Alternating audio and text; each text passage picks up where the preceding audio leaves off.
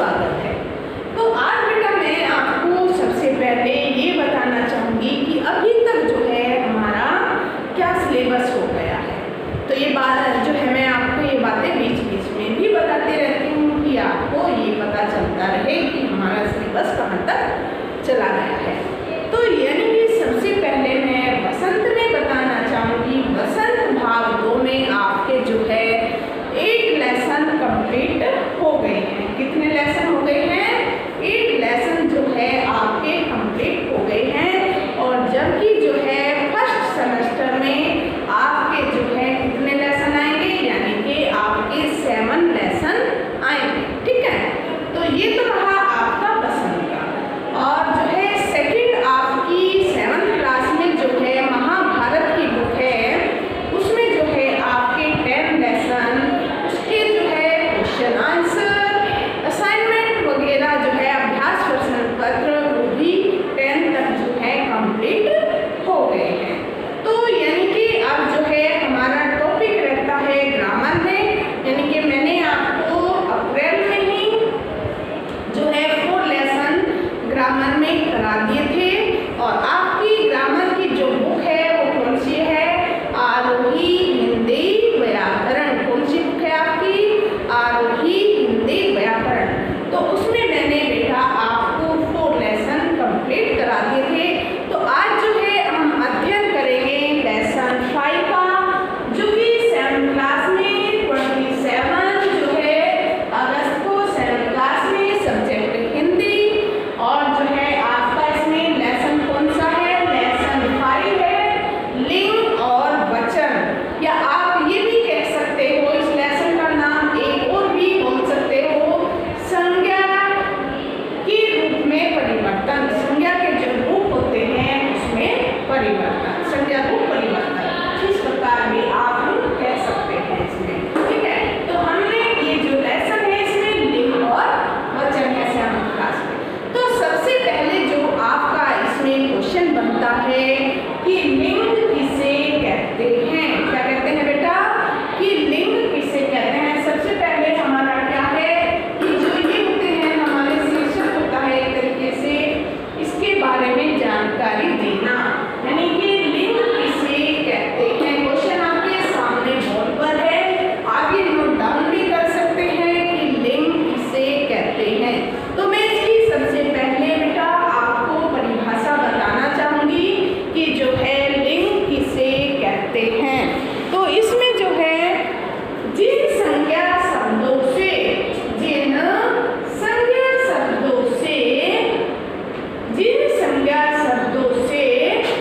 उसमें जो है परिवर्तन होता है, जिन संज्ञा शब्दों में स्त्री जाति का या पुरुष जाति का जो है इसमें परिवर्तन होता है, उन्हें हम लिंग कहते हैं।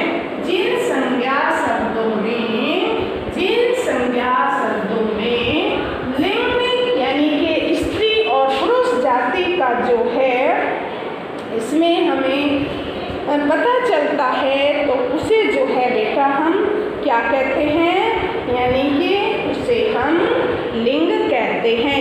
या एक डेफिनेशन और भी आप दे सकते हो, शब्द का वह रूप जो पुरुष या स्त्री जाति का बोध कराए उसे लिंग कहते हैं। शब्द का जो है वह रूप जो शब्द का वह रूप जो स्त्री और पुरुष जाति का बोध कराए उन्हें लिंग कहते हैं। और ये भी कह सकते हैं कि जिन संज्ञा शब्दों से स्त्री और पुरुष जाति का बोध होता है उन्हें हम लिंग कहते हैं। तो यानी कि बेटा आपके मन में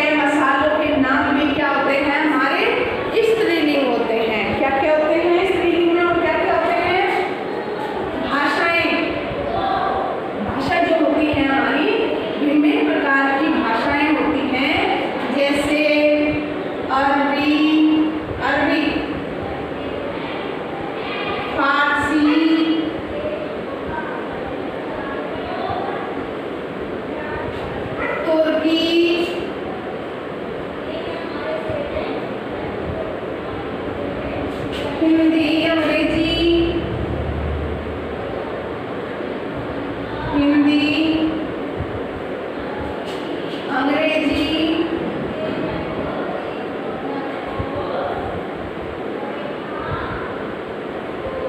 तो इसमें क्या है बेटा, ये हमारी जो भाषाएं होती हैं, जितने भी प्रकार की भाषाएं होती हैं वो किसमें आती हैं, हमारी स्त्रीलिंग के ही अंतर्गत आती हैं। किसके अंतर्गत आती हैं, हमारी स्त्रीलिंग के ही अंतर्गत आते हैं।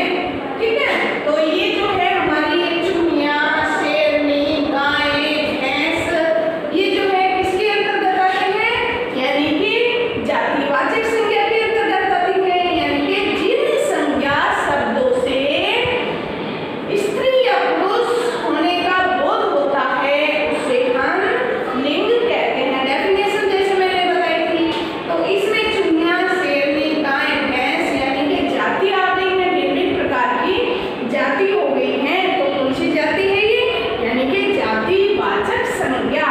जिन संज्ञा शब्दों से स्त्री जाति का बोध होता है उन्हें हम क्या कहते हैं, उन्हें हम स्त्रीलिंग कहते हैं। तो इसमें जो है मैंने पहले आपको इसके बारे में बताया, और इसको तो आप जानते ही हैं, लड़का लड़की इस तरीके से आप पहचान लोगे कि ये जो है कौन से लिंग में है। तो हमें जो है बेटा मुश्किल कहाँ आती है, जो भाषाएं होती हैं, तो भाषाएं जो है हमें पता नहीं लगता बच्चों को कितनी बार कि जो है भाषाएं किस लिंग में निर्धारित होंगी, किस लिंग के अंतर्गत आएंगी। तो भाषाएं जो है किसके अंतर्गत आती है, यानी कि स्त्रीलिंग के अंतर्गत आती हैं। और फिर जो है आपकी सेकंड इसमें जो है आपकी नदियाँ, क्या सेकंड नदियाँ, नदियाँ जो हैं वो किसके अंतर्गत आती हैं, नदियाँ जो है वो भी हमारे स्त्रीलिंग के ही अंतर्गत आएंगी। नदियाँ यानी कि बहुत सारी नदियाँ होती है, जैसे गंगा, यमुना, सतलुज,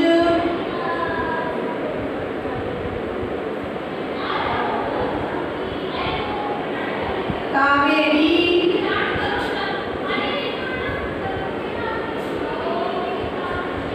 सिंधु, सभी जानते हैं सिंधु नदी।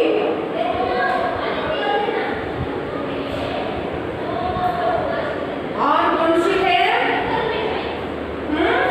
अयोध्या किस नगरी, किस सरयू नदी के किनारे बसा हुआ था। सरयू को भी सभी जानते होंगे, सरयू नदी, सरयू। ठीक है, तो ये जो है बेटा हमारी नदियाँ किसके अंतर्गत आती हैं, यानी कि स्त्रीलिंग के ही अंतर्गत आती हैं। किसके अंतर्गत आती हैं, स्त्रीलिंग के ही अंतर्गत आती हैं नदियाँ भी हमारी। तो ये आपको इजी हो जाएगा ना, इस तरीके से आप साथ साथ इनको जो है अपने कॉपी पर भी नोट डाउन करते जाइएगा। तो ये आपकी बुक में शायद ऐसे ना आपको समझाया जाए। तो इसमें स्त्रीलिंग में यानी कि क्या क्या हमारा आ सकता है, तो ये जैसे मैंने आपको बता दिया है, और ये भाषाएं बताई हैं कौन कौन सी, और आदि आदि लिख सकते हो बाद में, और बहुत सी भाषाएं जो है आ सकती हैं। और नदियाँ जो है बेटा, नदियाँ के बारे में भी मैंने आपको बताया है। तो ये अभी नोट कीजिएगा अपनी कॉपी पे, इसके बाद फिर मैं बताती हूँ आपको। सभी बच्चे जो हैं राइटिंग आपकी नीट एंड क्लीन होनी चाहिए, अक्षरों की बनावट जो है साफ साफ लिखें, जिससे कि जो है आपको समझ आ जाए। आप खुद ही नहीं पढ़ सकते बेटा, अपना लिखा हुआ खुद ही नहीं पढ़ सकते हैं।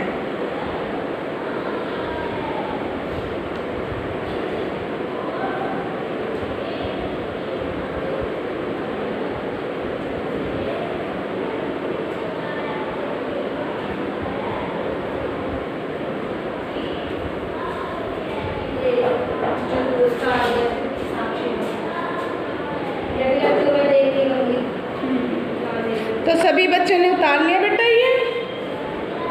चलो आगे हम बताते हैं इसमें और जो हैं क्या आपके आ सकते हैं। ठीक है, तो इसमें जो है स्त्रीलिंग में ही और आपके क्या क्या आ सकते हैं, यानी कि मसाले जो हैं, मसाले भी आपके आ जाएंगे इसमें।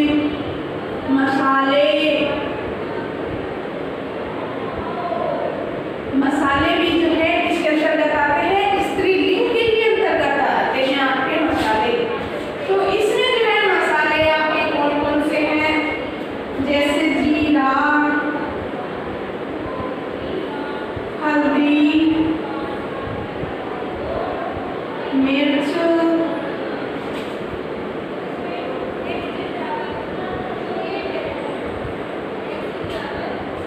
जीरा, हल्दी, मिर्च, धनिया,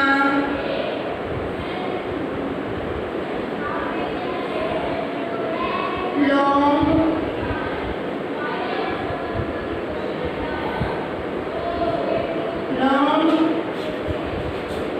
दालचीनी आदि। तो ये जो है हमारे ये मसाले भी इसके अंतर्गत आते हैं, यानी कि स्त्रीलिंग के ही अंतर्गत आते हैं। किसके अंतर्गत आते हैं बेटा? स्त्रीलिंग के ही अंतर्गत आते हैं। तो आगे से आप इनको भूलोगे नहीं कि जो है भाषाएं, नदियाँ, मसाले और जो है ये हमारे किसके अंतर्गत आते हैं, यानी कि स्त्रीलिंग के अंतर्गत आते हैं। ये साथ साथ आप नोट डाउन करते जाइएगा, जिससे आपको समझने में आसानी हो। तो इसमें जो है आपकी जैसे सब्जी भी जो है इसके अंतर्गत आती हैं, स्त्रीलिंग के अंतर्गत आती हैं। क्या आती हैं? सब्जी जो है आपकी वो किसके अंतर्गत आएंगी? स्त्रीलिंग के ही अंतर्गत आएंगी। तो इसमें आप लिख सकते हो भिंडी,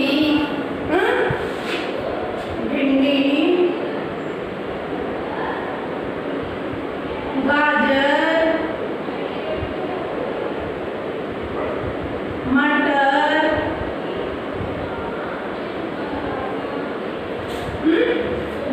भिंडी, गाजर, मटर, मूली, शलगम आदि जो है सब्जियां इनके अंतर्गत आएंगी, आपके स्त्रीलिंग के ही अंतर्गत आती हैं। इसके अंतर्गत आती है बेटा, स्त्रीलिंग के ही अंतर्गत आएंगी। तो ये जो है मैंने सबसे पहले लिंग के कितने प्रकार होते हैं, तो सबसे पहले मैंने आपको स्त्रीलिंग के बारे में जानकारी दी। स्त्रीलिंग जो है किसे कहते हैं? जिन संज्ञा शब्दों से स्त्री जाति का बोध होता है उसे जो है हम क्या कहते हैं? उसे स्त्रीलिंग कहते हैं। तो नेक्स्ट यानी कि इसमें हम हेडिंग डालेंगे पुल्लिंग। ये उतारिएगा, सभी बच्चे उतार लीजिए, फिर मैं इसको रफ कर देती हूँ। सभी बच्चे उतारिए, काम कीजिएगा।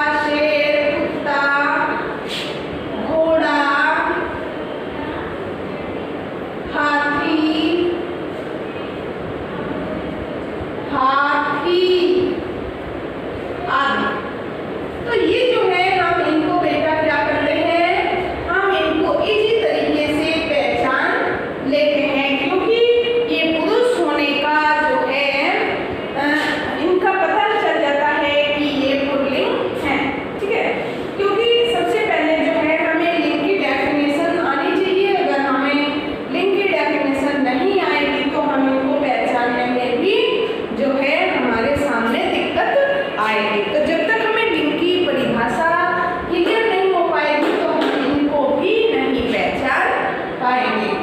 तो सेकंड यानी कि पुल्लिंग, पुल्लिंग में जो है हमारा मनुष्य, लड़का, शेर, कुत्ता, घोड़ा, हाथी जो है ये इस प्रकार के संज्ञा शब्द आते हैं। संज्ञा शब्द यानी कि मैंने जैसे आपको पहले भी बताया था कि किसी व्यक्ति, वस्तु, स्थान के नाम को जो है हम क्या कहते हैं, क्या कहते हैं, लिंग कहते हैं। तो इसमें जो है पुल्लिंग में मैंने अभी ये बताया जिनको आप पहचान सकते हैं। तो दिक्कत किन में आती है, जैसे हमारे हो गए इसके अंतर्गत और क्या आता है, शरीर के अंग, किसके आते हैं, शरीर के अंग भी जो है हमारे किसके अंतर्गत आते हैं, पुल्लिंग के अंतर्गत आते हैं, अंग। तो शरीर के अंग किसके अंतर्गत आएंगे, किसके अंतर्गत आएंगे, पुल्लिंग के अंतर्गत आएंगे। तो बताइए शरीर के अंग कौन कौन से हैं, आँख, नाक,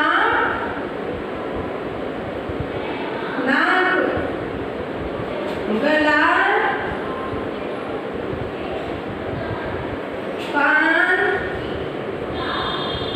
कान, हाथ, पैर आदि। तो ये जो है हमारे शरीर के अंग बेटा किसके अंतर्गत आते हैं, पुल्लिंग के अंतर्गत आते हैं। तो इस तरीके से जो है आप इनको पहचान सकते हैं कि नाक, गला, आँख, कान, नाक, पैर, हाथ जो है किस लिंग के अंतर्गत आते हैं, यानी कि इनका निर्धारण किन लिंगों के अंतर्गत किया गया है। तो ये हम कह सकते हैं कि इनका जो है निर्धारण, शरीर के अंगों का जो निर्धारण है वो पुल्लिंग में किया गया है, यानी कि ये पुरुष जाति में इनको गिना जाता है शरीर के अंगों को। तो इसमें आगे बेटा आपका जैसे देशों के नाम, किसके देश होते हैं ना, देश, देशों के नाम जो होते हैं हमारे देशों, देशों को जो होते हैं देशों के नाम वे भी हमारे किसके अंतर्गत आते हैं, पुल्लिंग के ही अंतर्गत आते हैं। किसके अंतर्गत आते हैं, पुल्लिंग के अंतर्गत आते हैं। देशों के नाम जैसे पाकिस्तान, पाकिस्तान, रूस, रूस, America, America, America, France, France, German, Germany जिसको बोलते हैं। तो ये जो है हमारे देश के जो नाम है आदि, ये किसके अंतर्गत आते हैं, ये पुल्लिंग के ही अंतर्गत आते हैं। किसके अंतर्गत आते हैं, पुल्लिंग के अंतर्गत आते हैं। ठीक है, नेक्स्ट यानी कि आगे जो है वृक्षों के नाम, किसके नाम, वृक्षों के नाम, ये लिखिएगा जब तक आप सभी बच्चे ये उतारिएगा।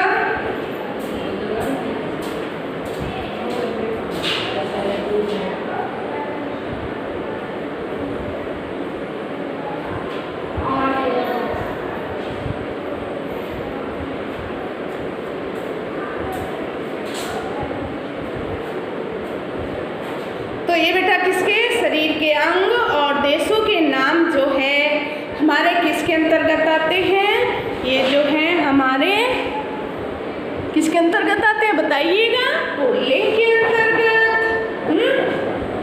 पुल्लिंग के अंतर्गत आते हैं ना, ये लिखिएगा सभी सारी जल्दी जल्दी।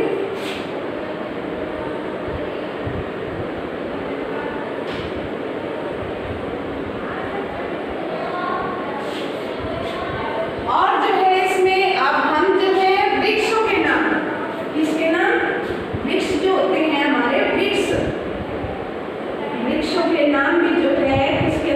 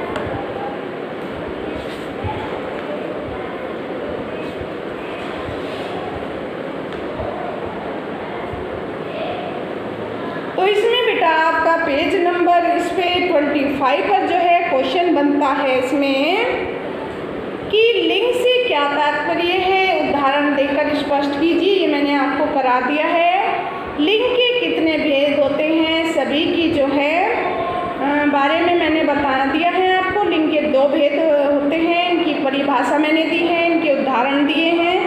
ये भी यानी कि आपके 2 क्वेश्चन इसमें पेज नंबर 25 घ पॉइंट यानी कि निम्नलिखित प्रश्नों के उत्तर दीजिए। तो ये मैंने आपको 2 क्वेश्चन आज कंप्लीट करा दिए हैं। और जो है बेटा आपकी 7th क्लास में जो है ये आरोही हिंदी व्याकरण मैंने पहले भी आपको बताई थी। 7th क्लास में आरोही हिंदी व्याकरण की बुक में जो है आपका लेसन जो है बेटा ये आपका 5 लेसन 5 संज्ञा लिंग और वचन, ठीक है। तो ये आज मैंने आपको कंप्लीट कराया है। तो सभी बच्चे जो हैं इसको साथ साथ लर्न भी करते रहिए, क्योंकि ये आपके जो है S7 में सिलेबस में आएगा। तो यानी कि अब तक मैंने जितने भी इसमें क्वेश्चन कराए हैं तो वो आप सभी लेसन कराए हैं ग्रामर में, यानी कि 5वां लेसन जो है आपका चल रहा है। ये सभी साथ साथ इसको लर्न करते जाइएगा, ठीक है।